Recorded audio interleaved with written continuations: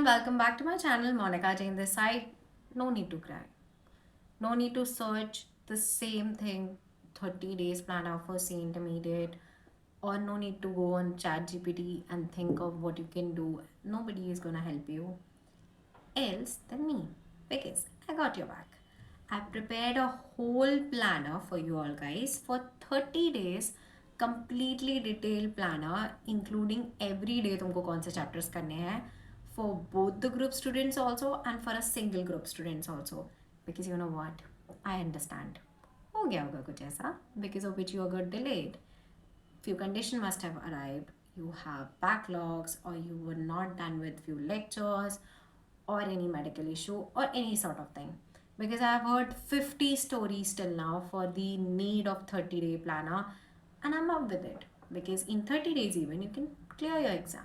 Because you have conceptual clarity, you have completed all of your lectures, and you have dedication and the biggest urge to become a CA finalist in this September attempt. Planner is not going to be divided into parts. It will be continuing till 30th of August without any sort of break. You have to give yourself a promise that you're gonna give 30 days of consistency with discipline and being stick to your plan, whatever you're gonna plan with me today.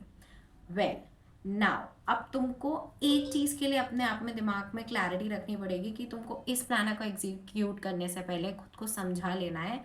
Even if I'm not doing multiple 3 revisions, this one revision that I'm gonna do in 1 month for each subject will be solid, clear, and a very purposeful revision. Like, it will give me a lot. Okay, starting with the first thing that you have to keep in your mind is that you have to tackle with 3 subjects every day.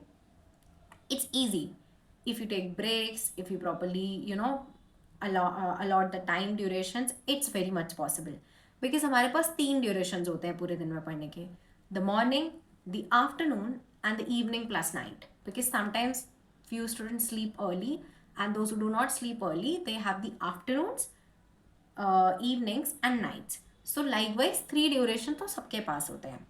अब उन्हीं 3 मतलब 3 parts of the day में हर एक part में तुमको क्या करना है मैं तुम्हें डिटेल में बताने वाली हूँ. स्टार्टिंग की तुम्हारा प्लानर 1 अगस्त से जब शुरू होगा तो you have to give me this promise that your audit subject will continue with you till the 15th of August. In the morning, the morning duration you have to give me, I'm just assuming, for me the first duration of the day is morning, the second duration of the day is afternoons, and third duration of the day is evening plus night, because I was someone who used to sleep by 12 or 1. Starting with the planner, for once we'll be now discussing the whole planner that we have designed. So for that, in front of you the planner will be displayed. Yes, this is the planner starting from the 1st of August. If you are late in watching it, please adjust it, because you have to like as if I'm uploading this video by the today itself. So if you're watching, that's great. Start from the tomorrow, you have till the time till 31st. So starting with the 1st of August, I'm practically starting from the 2nd of August. Okay, so in the morning, chapter 1, then in the afternoon you will do chapter 4 and 5, and then you will do the law. Now in law you will start with chapter 1 and 2.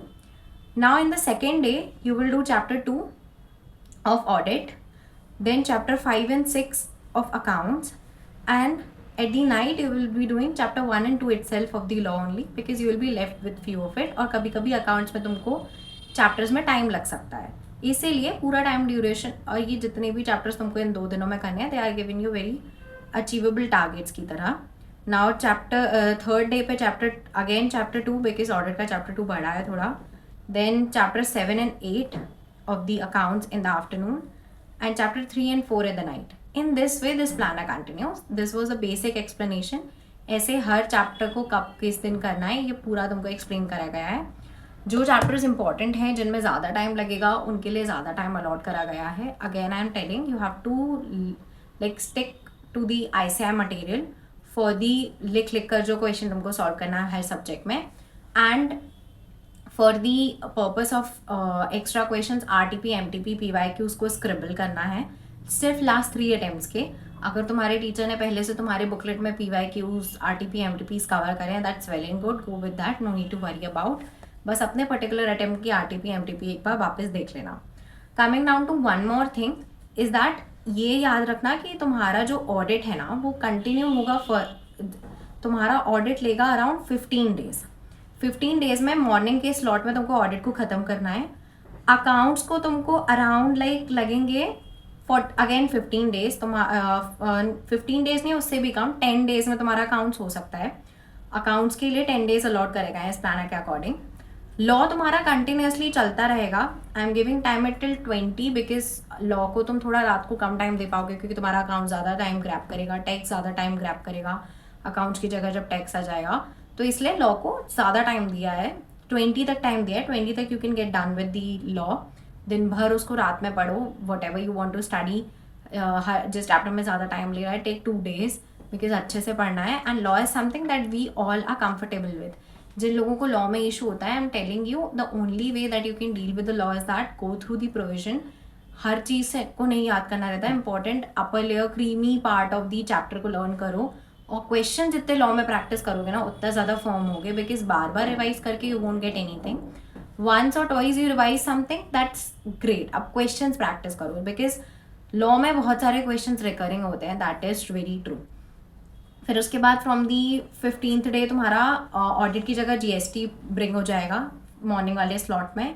और तुम्हारा GST continue करेगा from 15th day to 22nd day. And उसके बाद तुम्हारा जो next subject रहेगा tax, वो तुम्हारा 11th डे से शुरू हो गया है and it will continue till 17th day. और प्रॉपरली जैसे चैप्टर 3 को तुम देख सकते हो 3 days दिए गए हैं. तो दैट इज़ वेरी क्लियर कि जो चैप्टर को जितने ज़्यादा दिन रिक्वायर्ड थे उतने प्रोवाइड करे गए हैं. Then coming down to cost, तुम्हारा 18th डे से जिस स्लॉट में तुम्हारा टैक्स चल रहा था उस स्लॉट में शुरू हो जाएगा. और तुम्हारा जैसे ही GST 22nd डे में ख़त्म होगा, तुम्हारा FM 23rd डे से शुरू हो जाएगा and FM will continue till 30th of the day. And cost will continue till 29th day और 30th डे ही मान लो. कभी कभी कुछ चैप्टर में मैंने एक दिन मैंने हर सब्जेक्ट के लिए एक्स्ट्रा बीच में छोड़ दिया है लूप होल की तरह. You can find while doing it because क्योंकि कभी कभी कुछ चैप्टर ज़्यादा टाइम ले लेते हैं टेक्निकली. देन SM जो रहेगा उसको तुमको 21st डे से लॉ की जगह स्टार्ट करना है. You have to go through the module read करना. मॉड्यूल को ऐसे रीड करना जैसे like you are trying to grab कि इस पर्टिकुलर टॉपिक से क्वेश्चन क्या बन सकता है. तो तुम्हारा ना जो SM है बहुत स्ट्रांगली प्रिपेयर होगा. टेलिंग यू FM में तो marks may not lose marks in financial management, but you can lose marks in strategic management because that is subject where the ICAR really expect whosoever says whatever. I am the one who has suffered this. मैंने उनकी भी सुनी है जो कहते हैं कि bookish language नहीं पूछी जाती है. बुकिश लैंग्वेज नहीं लिखने का ज़रूरी है कि ICAR की स्टडी मटेरियल की लैंग्वेज वर्ड बाय वर्ड कौन लिख सकता है, नॉट रिक्वायर्ड. और मैंने ऐसा करके अपनी लैंग्वेज में भी ऐसे में लिखा है ना, लिटरली स्कोर्ड बेयरली 5 marks. और मैंने सेकेंड ईयर अटेम्प्ट में when I written properly as the ICAR की लैंग्वेज और मैंने ICAR के पॉइंटर्स लेके सब कुछ लिखा बिकॉज अंडरस्टैंडिंग के बेसिस पे जो मैंने लिखा है they did not accepted that but when I written exactly what they were expecting from me, the ICAR की language, the keywords and everything, I scored around 20. So I'm telling you it's good to go with the study material best होता है, easy to understand है. अब तुमको I don't think terms में भी problem होना चाहिए if you have already studied from a particular teacher. So the only thing that you need to do is that stick to this plan, firmly follow it, strictly follow it. 30 days में सब कुछ cover हो सकता है. 12 hours की at least 10 hours की तो productivity fetch करना पड़ेगा by hook and crook. Follow this. अगर कोई जैसे पर्टिकुलर तुम्हारा जो टारगेट है इसमें जो प्रोवाइडेड है वो नहीं अचीव हो पा रहा है, डोंट पैनिक. उसको थोड़ा सा सुबह उठ के थोड़ा सा और टाइम दे दोगे तो कुछ नहीं चला जाएगा. ट्राई, क्योंकि एक बार अगर तुम्हारा वो टॉपिक कंप्लीट हो जाएगा ना, वो पर्टिकुलर टारगेट कंप्लीट हो जाएगा तो तुम्हारी स्पीड आगे के टारगेट्स के लिए अपने आप बढ़ जाती है. तो दिस वर्क्स लाइक दिस. ऐसे ही होता है. मतलब एक टारगेट अचीव होने के बाद हमारे पास पावर्स ही आ जाती है to achieve the other targets. So please stick to it. And then few like now pro tips. Time for the pro tips is that starting with the advance accounts में A category के S को पहले हमको start करना है. मैंने भी इसमें यही रखा है कि ए कैटेगरी के एस वाले चैप्टर्स को पहले रख दिया है. बहुत इंपॉर्टेंट है, बहुत बहुत बहुत ज़्यादा. बी कैटेगरी और सी कैटेगरी के एस पे इतना टाइम वेस्ट मत करना. ABC एनालिसिस अगर चाहिए तो पराग गुप्ता सर ने यूट्यूब पे वीडियो अपलोड करी, you can find it. If it's not available then कोई अच्छे टीचर जिसमें तुम रिलाई करते हो, पहले भी करा है, go with him. ABC analysis works. Second, law में इज दैट प्रोविजन याद करना ज़रूरी नहीं होता, सेक्शंस याद करना ज़रूरी नहीं होता है, हर प्रोविजन को नहीं रटना है. क्रीमी लेयर अपर प्रोविजन, इंपॉर्टेंट प्रोविजन जो बहुत ज़्यादा रिकरिंग होते हैं उनसे बहुत स्ट्रांगली अटैच हो जाओ. बाकी सारे प्रोविजन में अंडरस्टैंडिंग अच्छी रखो, ऐसे कि at least you can answer them. And obviously question practice करोगे तो वो जो रिकरिंग थिंग्स हैं और इंपॉर्टेंट चीज़ें हैं वो तो तुम्हारी स्ट्रांग हो ही जाएंगी. About the B category sort of things and provisions about the law, उनके लिए अंडरस्टैंडिंग अच्छी रखो जिससे तुम एटलीस्ट उनमें 80-70 तो स्कोर कर पाओ. Coming down to third subject text में अबाउट द डी में कंप्यूटेशन वाले जो मेन जो कॉम्प्रिहेंसिव क्वेश्चन रहता है, इतना ज़्यादा उसके लिए पैनिक मत करना अगर वो पूरा पूरा नहीं बन रहा है. If you're even being able to fetch 5 to 6 marks in that, it's fine. बाकी अपना कवर करो. बाकी नॉन हेड्स चैप्टर्स हैं उन पे अपनी स्ट्रॉन्ग ग्रिप बनाओ. TDS TCS deduction capital gain बहुत ज़्यादा स्ट्रांगली अपीयरिंग चैप्टर्स होते हैं पेपर में, उन पे बहुत ज़्यादा स्ट्रॉन्ग ग्रिप बनाओ अपनी. Coming down to the next subject cost में हमेशा एक गलती तुम करोगे, तुम हमेशा एक ही जगह स्टक होगे जहाँ हर कोई स्टक होता है, मोस्टली सब स्टक होते हैं. फ्लो नहीं आता है आंसर का, आंसर को प्रेजेंट अच्छे से नहीं करते हैं, बहुत हॉच पॉच कर देते हैं, बहुत बहुत ज़्यादा प्रेजेंटेशन इतनी ख़राब कर देते हैं कि हम ही बाद में अगर वो हमारा क्वेश्चन चेक करें तो we are confused from where to start and where to end. Presentation पे वर्क करना, टेबुलर फॉर्मेट में सॉल्व करना, वर्किंग नोट्स अच्छे से करना, फ्लो ऑफ आंसर बहुत अच्छा रखना. Coming down to the fifth subject that is audit में एक चीज़ याद रखना, you don't have to write everything whatever is coming to your mind. And recurring points बहुत ज़्यादा मत लिखना, miss statement, fraud and errors. मैंने बहुत बार देखा है व्हेन आई गॉट रिव्यू के लिए 2-3 copies of my friends and my mates from the test series also, so they were just like कि वो एक ही एक चीज़ को बहुत ही ज़्यादा, मतलब audit is not about all about miss statement यार. मतलब हर टॉपिक खुद में एक इंडिविजुअलिटी रखता है, उसका एक अपना आंसर है, अपना एक्सप्लेनेशन है. प्लीज़ जो इंपॉर्टेंट कीवर्ड्स हैं उन पर स्टिक रहो. ऑडिट को भी लॉ की तरह ईजी लेना स्टार्ट करो. At least manifest that it is easy so it will become easy gradually for you, because तुम बहुत ज़्यादा उसको ओवररेटेड लेने के कारण ना उस पर ध्यान नहीं दे पा रहे हो. Audit becomes easier when you try to understand that rather than route it. Then coming down to the last subject, FM and SM. Again, SM में तो study material के अलावा I won't refer to you any other material. Financial management में अगर variety of questions चाहिए है you can follow Namit Arora sir. हर एक टाइप का क्वेश्चन उन्होंने अपने FM के रिविजन वाले सॉर्ट ऑफ लेक्चर्स जो हैं, कॉस्ट बूस्टर और एक और FM वाले रिविजन लेक्चर्स उन्होंने कराया है. That's great. उनकी बुकलेट अवेलेबल भी है, उन्होंने फ्री में लिंक अवेलेबल कराई है, तो you can refer that. This was it for this video. I know I should have posted this in the morning. Sorry for posting it right now, but still you can manage because already so many of you are still going with the revision. बस मैंने एक flow तुमको explain करा है और मैंने तुमको एक प्रॉपर सिस्टमैटिक अब रिविजन प्लानर दे दिया है. Now it's in your hand. Started from tomorrow, continue till 31st, give 3 days for the revision of the accounts, give your best, you're going so good. यहाँ तक आ गए हो, आगे भी जाएंगे, बट हमको अगर 30 days का भी डिसिप्लिन अगर हमने देने का खुद से वादा कर लिया ना, we can change things, we can totally flip the covers. You don't know कब क्या हो सकता है, so don't ever underestimate yourself. you're going good, you will keep going. Stick to the plan, be consistent, be disciplined, and not to get distracted at this point of time. The time is very crucial.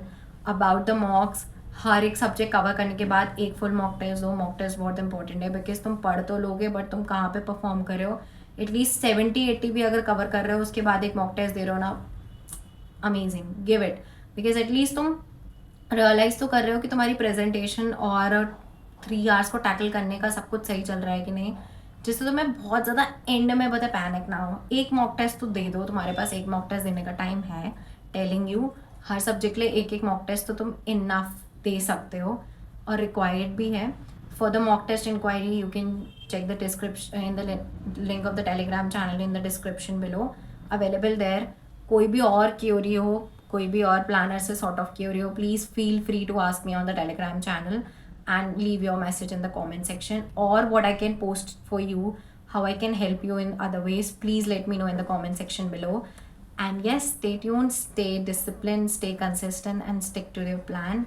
Subscribe the channel for more such videos. See you then in the next video. Bye.